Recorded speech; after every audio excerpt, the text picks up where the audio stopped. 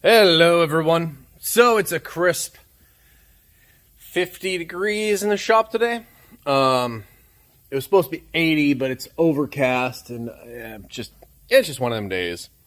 So what we got going on today, it's one of them normal tasks that when you know how to do it, your buddy goes, "Hey man, you mind hooking me up with this here dealio with the stuff for the guy?" So what we're doing today, I'm going to give you a look, see at where we started at and where we're at right now. I'm not going to lie, I kind of got into it and then went a little headstrong, and then I was like, hold the fuck on. I got people that watch this and want to know how to do it. So here today, working on a 2000 Lincoln Navigator.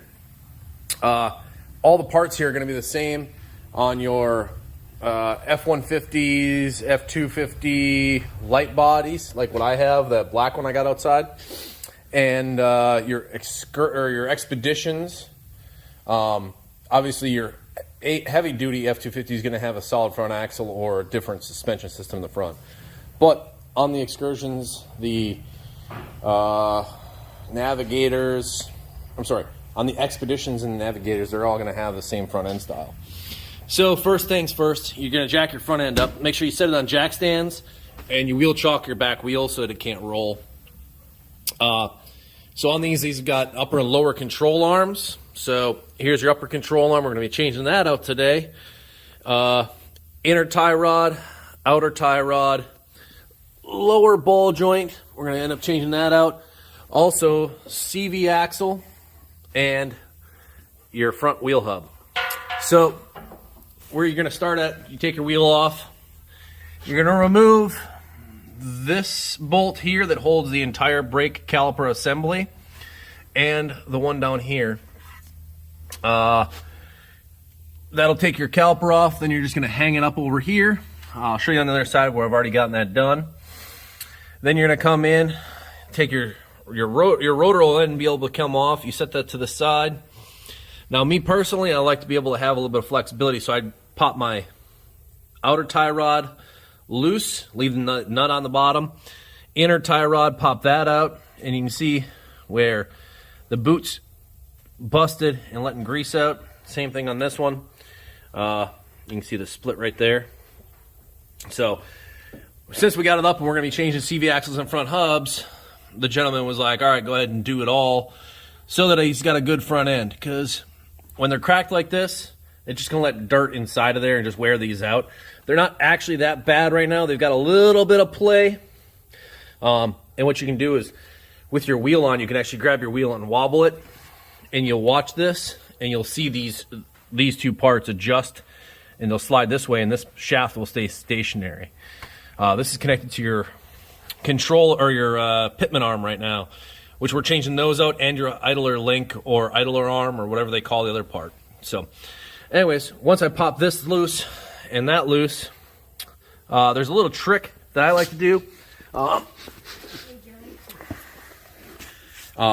what I like to do is I'll pop this nut loose, back it down, flip this nut over so that I'm hammering on the tip of this, and I'll hammer here a little bit, hammer this spot, and then hammer the back side on the flat spot, tapping it periodically all the way around with, my small 4-pound sledgehammer.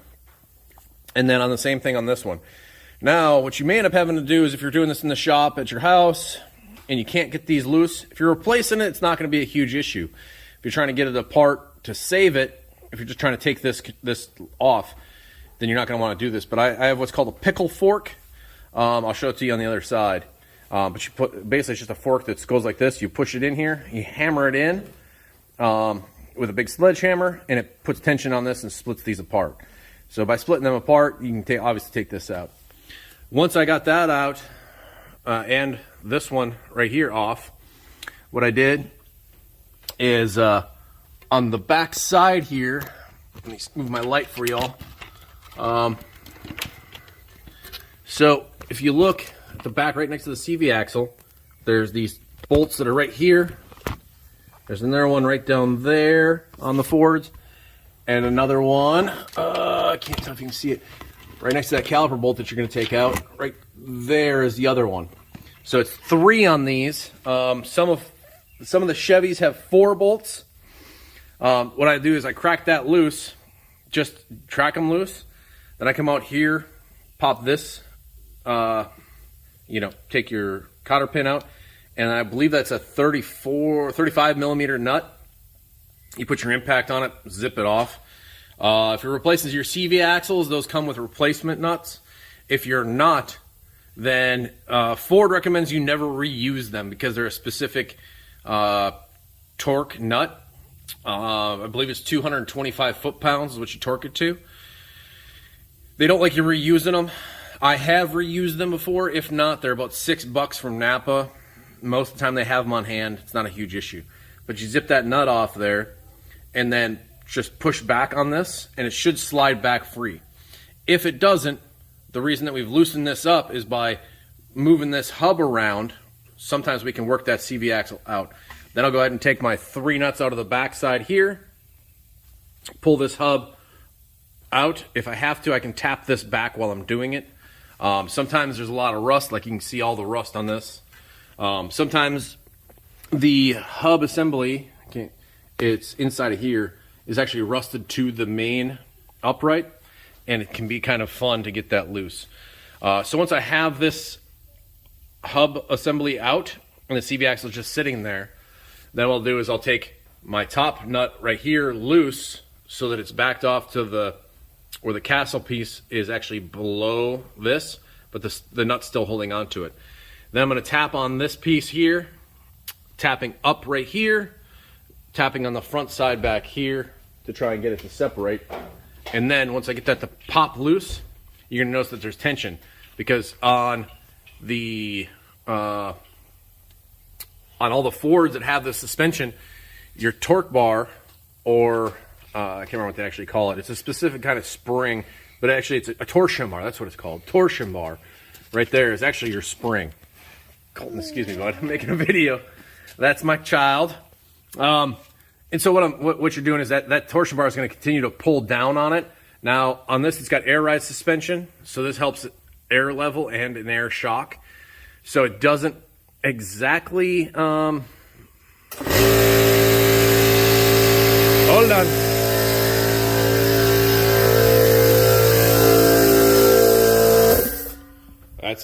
Sorry about that. So it doesn't exactly work the exact same as a regular shock, but nonetheless, it's going to bottom out wherever it bottoms out, and it's going to stop this A-arm from coming all the way down. So with that A-arm bottoming out, you're still going to have tension on this top. Okay. So what you can do is put a jack underneath of here on the A-arm, not on where I like to lift on is right here. Let me see if I can get you right there, not on this. Okay, not on this, because if you start mushrooming this out, you can't get the nut past. It means you can't get it out. You got to use the cutter. Whatever your flavor is. Some of you guys use grinders, sawzalls, die grinders, torches, whatever's going to work for you to cut it off if you have to. So then once we get all of this off, we get this loosened, pop down, jack underneath there supporting it, take this off and just lift this up a little bit. And then what you're going to do is you're going to let the tension off. You're going to take this bottom nut off. Now, sometimes, because these are pressed on so tight, you'll need your pickle fork to get this down. I try not to ever use a pickle fork. I do the same hammering process here, other side, while keeping tension on it, and eventually they'll just pop. And I always put that nut down towards the bottom to catch it, so when it does pop, it doesn't just completely drop. Once you get this upright off, and this is dropped down a little ways, then you can go ahead and take your CV axle out. Now, what I'm going to show you is working to the other side. This is what it ends up looking like. You've got literally nothing in there. And brake calipers strapped up to something. Now I have these little short bungee cords holding tension so that there's no tension on this hose. And this is that upper control arm just lifted up. And to pull the CV axle out. And then I had to replace that idler arm or control arm, whatever the hell they're called. That's the new one in there now. And then you can see your steering shaft right here. I did a couple little taps on it, and then Another thing is when you get your CV axle out of here, make sure you clean this up real good with a wire brush. Now, I've got one of these handy grinder with the wire brush on the end, and it took me about 2 seconds to clean it all up. But make sure you get that surface cleaned up, because when you go to put your new CV axle on, you can see the new CV axle has that lip that rides inside of this lip right here. If you don't get that good and cleaned, you're going to end up with this riding up or not seating properly. They drive down the road, 100 miles or so, and they're going to start hearing a ticking because that CV axle is slapping around in there. And you could end up losing your CV axle bolts. Now, these bolts are Torx head, right? But conveniently, they're 12-point, the same as your regular 12-point sockets. So, you can just use a 12-point socket to pop them loose. I believe these are 13 mil to pop these loose. And they are a bitch because they've been underneath there getting all the road grime. So I spray everything down with PB Blaster the day before I'm going to work on it. Get it good and soaked, and make sure you get the threads on the back side here. You can access the threads. It doesn't really help to get much on the head because it just can't get into the surface where these threads are because you have the CV axle in the way. But getting some on the back side will let it start to penetrate in there and break that loose. The method that I like to use is with my electric impact, which is underneath the truck right now. I'll use my electric impact. It's not going to break it loose because these are at like 150, 200 foot-pounds, plus the rust and all the corrosion. It's not going to break them loose. But I'll hit it with the electric impact forward, backward, forward, backward, forward, backward about 3 times. And then I grab my handy-dandy big old pneumatic impact, which is not sitting here either. I am a jumbled mess today. But I use my electric impact to break it free, kind of sort of move it around a little bit to get it to start rattling. The impacts on that is about 300 impacts per second, 200 impacts per second, depending on your model. And the air impact is only like 2 or 3 per second, right? But the electric is only, say, 150 breakaway foot-pounds. The air pneumatic, that's an oxymoron, air pneumatic, anyways. The pneumatic impact is like 400 breakaway foot-pounds, at least for mine. I have the Ingersoll Rand brand, like their top-of-the-line platinum version or whatever. So if you're going to be doing this, invest in a good impact. Now, you can break these loose by hand. The hardest part of breaking them loose by hand is trying to keep this axle from spinning because there's a limited slip in the front diff. So what you have to do is leave the other side together, and in that brake rotor that you have there, just stick a big screwdriver in it, let it ride up against the brake caliper, and then you'll be able to actually torque on these with a breaker bar. There is a little bit of room in there to work on it, but it's not perfect. So this is that big piece that sits right here, like I was telling you about, that comes off with the wheel hub out of it. Now, the one thing that I don't have, I'm going to have to go to the parts store, is on the back side of this, your wheel hub sits in this way, right? And then your CV axle comes in from this side. This seal rides on the collar of the CV axle, right there. So this collar rides inside of this seal, okay? This seal on this one is all busted up and the spring's broken, and it's all dry rotted and cracked right here, okay? So, yeah, let me see if I can get it to zoom in on it. Yeah, there we go. But it's all cracked right there, right? And splitting away from the rest of the housing, which means I got to replace the seal. Now, most of the kits that you get are not going to have this seal kit coming in it. I'm going to say don't run without it, right? Especially where this gentleman's running in obviously salty conditions, because the wheel hub on the back side, this seal that's in here is flat up against this, right? And this is your bearings inside of here. So if that bearing set is open to the weather, right, you're allowing dirt and grime to get inside of these bearings, wearing out this, sorry, video cut out there. So this bearing set right there, you can see where it moves on, right? You're allowing dirt to get packed up inside of there because this seal is gone. So I know a lot of guys who, fuck it, just knock them out and run it. And they replace their wheel hubs every 50,000 miles, whether they like it or not. I'm not one to piss away money. I don't want to spend this guy's money for this stuff. So I'm going to go ahead and replace this like $3 seal that's right here and save him the possibility of the hubs, which are, you know, 60 to 80 bucks a piece, you know, doing it that way. So just make sure that you're checking this seal on the backside. A lot of people are like, oh, it's fine, just run it. That's your opinion. If you don't mind doing this every 50 to 100,000 miles, whatever it comes to, that's fine. This gentleman got 227,000 miles out of his stock hubs before they started humming. Probably because the seal went loose, you know, 50,000 miles ago and started letting moisture and dirt and everything into the hubs. I don't know exactly what all happened, but I know that this is not the right way to go. So we're going to replace this for this gentleman. All right. Last thing is, make sure that you're looking up the torque specs and everything.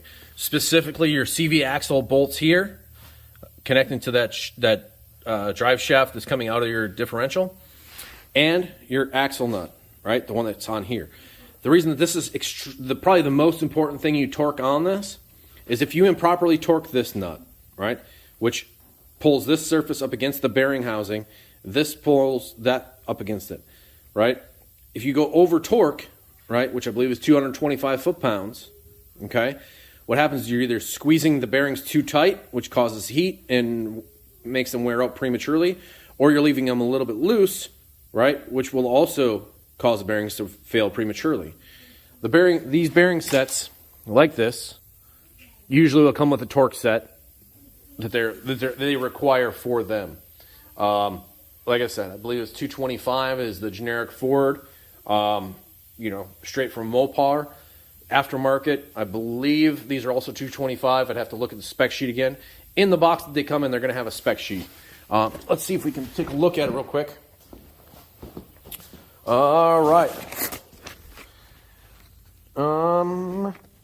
So this is a Lincoln Navigator 2000 four-wheel drive, front, 221 foot-pounds. Damn it.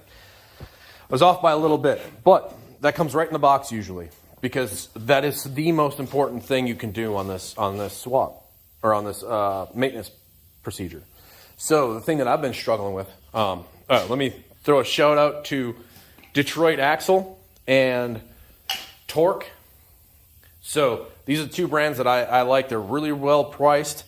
Detroit Axle for your vehicle is going to have mostly everything. It comes in an entire kit. So you've got your inner and outer tie rod ends, your sway bar links, your ball joints, your upper control arm. On that same order, it came with, you know, the Torque brand wheel hubs, axle hubs, and then CV axles, all mated sets. All right, so literally you got 4 boxes in for this vehicle. I think the total cost was like $800, and it comes with the pitman arm, it comes with the control or this sway arm, it comes with everything. So great fucking kit.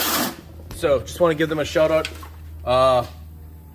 So what was actually bad on this vehicle was this arm. Let me show you here. So this arm, let me prop this up somewhere. Trying to find a place to set this.